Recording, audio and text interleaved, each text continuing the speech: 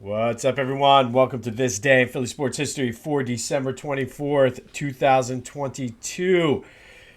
The wait is over. It is game day. It is Christmas Eve. Santa's on his way. Last I checked, the NORAD Santa tracker was down, but he was somewhere in Australia. They're working to get the tracker back up and running, but he is out. He's on his way. He was in Australia, so be sure to be good and make sure he comes to your house.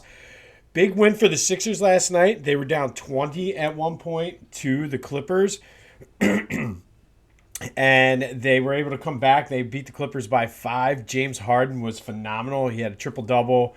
He actually also set his career high with assists and tied the franchise record.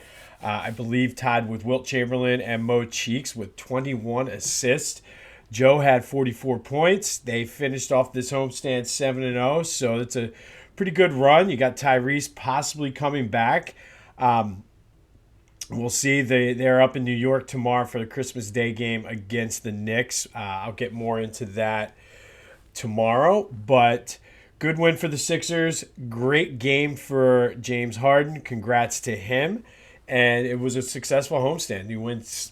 Have played 7 games at home, won all 7. So looking forward to seeing what they're able to do against the Knicks, who also came in. They're hot right now as well, so it should be a fun way to kick off the Christmas NBA slate. Phillies finally made some noise.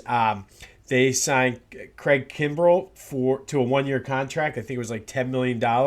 Now, I like this signing a lot. He's a solid guy for in the bullpen, and there has been trade talks with him. His name always comes up in trade talks around the trade deadline, but I think he's a good addition to the bullpen. And the contract itself, I like. It's like a page out of Howie Roseman's book. It's a 1-year prove-it deal for a veteran, and a lot of times those guys play well on those deals because they want to parlay that into a bigger contract. So good signing for the Phillies. I think they probably have another, maybe not a big splashy name, but I think there's still one more name that they can go out and get, and then they'll probably fill in with some other vets and things like that. But good pickup for the Phillies. And that was one. If you listen to Back to the Future, check out the holiday edition. One of the things I said, the Christmas wish for the Phillies were a couple bullpen arms, and Santa answered, I guess, before he left the North Pole to go to Australia. So we will take it. Like I said, it's game day, but first, this day in Philly sports history, we're going to go back to 1978. I was a mere 2.5 weeks old at this point, but the Eagles were in their first playoff game since the 1960 championship game. They've traveled down to Atlanta to take on the Falcons. And this was the first of 4 straight years in the playoffs for the Eagles, culminating with that Super Bowl run in 1980. Harold Carmichael and Wilbert Montgomery each scored touchdowns, put the Eagles up 13-0 heading into the fourth quarter. Things were looking good for the Eagles. They did miss the extra point. Playing in the fourth quarter, defense was holding.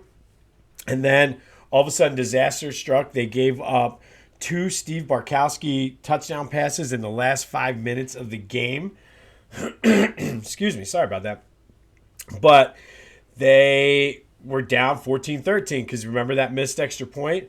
Well, the offense drove back down, and Mike Michel, who was the punter, filling in for the injured kicker, who I forget who the kicker was at that time, but he had gotten hurt earlier in the season. So Michel was filling in, and they had a chance to kick a 34-yard field goal with 13 seconds left to win the game, send them to Dallas, and he missed it wide right. And this was actually the Falcons' first ever playoff win. So congrats. And so the Eagles lost on this day in Philly sports history in 1978 in the wild card game to the Falcons 14-13. They would go on to have some pretty memorable, I would say, playoff games. You have the divisional playoff game at the Vet where Dawkins basically knocked himself out and almost broke Algie Crumpler in half. He broke Michael Vick in half. And then the NFC Championship game in 2004 when he broke Algie Crumpler in half. And then the Super Bowl year, they played in the divisional round and had that great goal line stand to break up the pass to Julio Jones there at the end to move on to the NFC Championship game. But the first time they met in the playoffs, the Falcons came on top back in 1978. I can honestly say I do not remember that game. All right, it's Christmas Eve. It's Eagles-Dallas. Everything for the Eagles is in play. They need to win one more game to get the top seed as well as clinch the division. And we've been talking all week about just how this game was always going to come down to the defense. And they're playing. Obviously, the Eagles' defense is good, but I think they're very underrated. Some of the stats they have, leading the league in turnovers, they're just historically good and kind of under the radar. And the way the pass rush has been, I think, is going to be key. They need to not only get after Dak, but kind of keep him contained and put some hits on him because, I mean, he's not playing well recently, and he is prone to throw an interception or two, as we saw last week against Jacksonville. But I think you're going to see a steady dose of Miles Sanders, Boston Scott. I think they're going to be running Gainwell. I think it's going to be more of a conservative. I'd look for Dallas Goedert to have a good game. But I think there might be a deep shot or two to Devontae and AJ. But for the most part, I think you're going to see a more conservative game plan. Not only because of Gardner Minshew being in there, but I've read somewhere, and it was an interesting take, that there's a good chance with the way the seeding is lining up that these two teams could see each other again in the playoffs in a few weeks in the divisional round. So it's not something I thought about, but maybe that's why there's not as much hype around this game today, is because both teams kind of are resigned to the fact that the Eagles are going to win the division, the Eagles are going to get the 1 seed, and then the Cowboys are locked in pretty much to where they are with the top wild card spot, and then they will hopefully win their first round and then play the Eagles again. So almost like maybe a preseason game. But time for the pick. We're 6-8 on the year. I feel like with everything that's going on, I definitely saw that, we've broken down this game, I guess, as much as we could. I think at this point it just comes down. Let's do the pick. We're 6-8 on the year. Right now the spread is the Eagles +4. I think it's a divisional game. I don't think it's going to be a blowout either way. I know these teams, when they play sometimes in games like this, there tends to be blowouts. I don't see it happening. I think both defenses are too good to allow that to happen.